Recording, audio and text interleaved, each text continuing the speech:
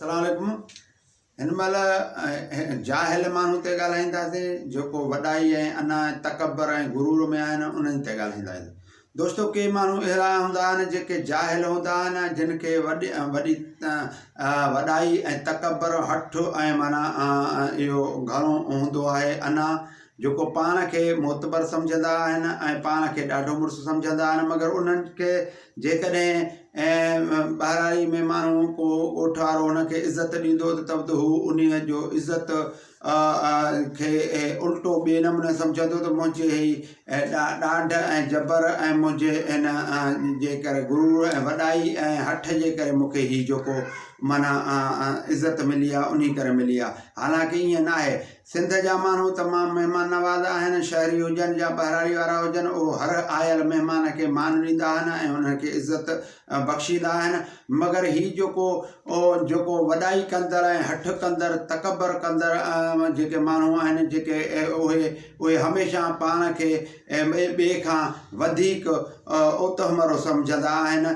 ऐं हालांकि इस्लाम में बराबरी जो निज़ाम आहे, को कंहिं खां वधीक न आहे, को कंहिं खां घटि न आहे, सभु बराबरी जे निज़ाम जे तहत सभु जीअनि पिया था।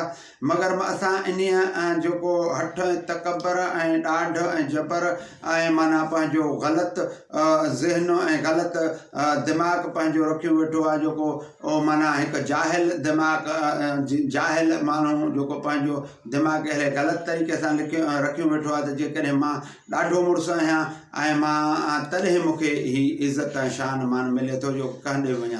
मगर उहो माण्हू जॾहिं उतां इज़त हुनखे हासिलु थींदी आहे त हू वञी वरी ॿिए हंधि वञी ॻाल्हि कंदो आहे त मूंखे जेको फलाणे हंधि वेसो हुन जेको मुंहिंजी इज़त कई उहो सिर्फ़ु इन करे कई जेके मां ॾाढो मुड़ुसु आहियां, मां हठेलो आहियां, मां अहिड़ो आहियां तॾहिं मुंहिंजी इज़त कई। जेकॾहिं इज़त मुंहिंजी अहिड़ी न करे आहे त हुनखे मां नुक़सानु पहुचायां या अहिड़े लेवल सां।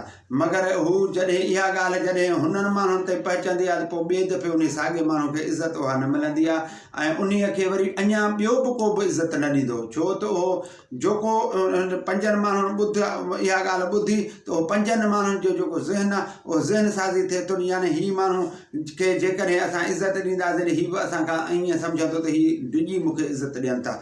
दोस्तो इहे कैफ़ियतूं आहिनि। हालांकि इस्लाम में ईअं न आहे त माना वॾाई ऐं तकबर कजे। अलाह साईं चए थो मूंखे वॾाई ऐं तकबर ऐं हठीलो माण्हू पसंदि न आहे, छो त तव्हां अलाह साईं चए थो त हिन धरतीअ खे तव्हां चीरे नथा सघो, न को छुई था सघो, न को आसमान खे छुई था सघो, न को ज़मीन खे चीरे था सघो। तव्हां माना तकबर ऐं वॾाई ऐं हठ करे मुंहिंजे धरतीअ ते पेर न रखो। सो माना मां तव्हांखे ॿुधाईंदो हलां त अहिड़ा जेके तकबर ऐं हठ ऐं वॾाई कंदड़ जेके माण्हू पाण खे सिर्फ़ु इहो ई गुमान कंदा आहिनि त असां ॾाढा मुड़ुसु आहियूं तंहिं करे असांखे इज़त मिले थी। शहर में बि के माण्हू हुननि खे मान मर्तबो इन करे ॾींदा आहिनि त माना महिमान नवाज़ी जे लेवल सां, मगर हू पाण खे माना ॿिए लेवल सां हू सम्झंदो आहे त हीअ मुंहिंजे इन ताक़त ऐं इन गुरूर ऐं वॾाई जे ऐं मुंहिंजे इन ॾाढ जे करे हिननि मुंहिंजी माना हेतिरी ख़िदमत कई आहे। हालांकि ईअं न आहे दोस्तो, हीअ हर को पंहिंजे घरों थो खाए, हर कंहिंखे अलाह रोज़ी ॾिए थो, रिज़्क़ ॾिए थो। को कंहिंजे ॿिए इंसान जे हथ में कंहिंजी इज़त सिर्फ़ु अलाह जे हथ में आहे। अलाह जंहिंखे चाहे तंहिंखे इज़त भरियो करे मान मर्तबो ॾिए, जंहिंखे चाहे ज़लील ख़्वार करे। अलाह जे कुदरत आहे ऐं उहो निज़ाम दस्तूर पियो थो हलाए ऐं अलाह जी निज़ाम दस्तूर में को हेर फेर कोन्हे। ऐं अलाह क़ुरान शरीफ़ में वाज़े चयो आहे त हठेलो तकबर कंदड़ मूं अलाह खे नापसंद आहे। इहो गुरूर इहे जेके माण्हू गुरूर कनि था उन्हनि जी दुनिया में बि उन्हनि खे जे लाइ रुसवाई आहे ऐं आख़िरत में बि रुसवाई आहे। महिरबानी। अस्सलाम वालेकुम।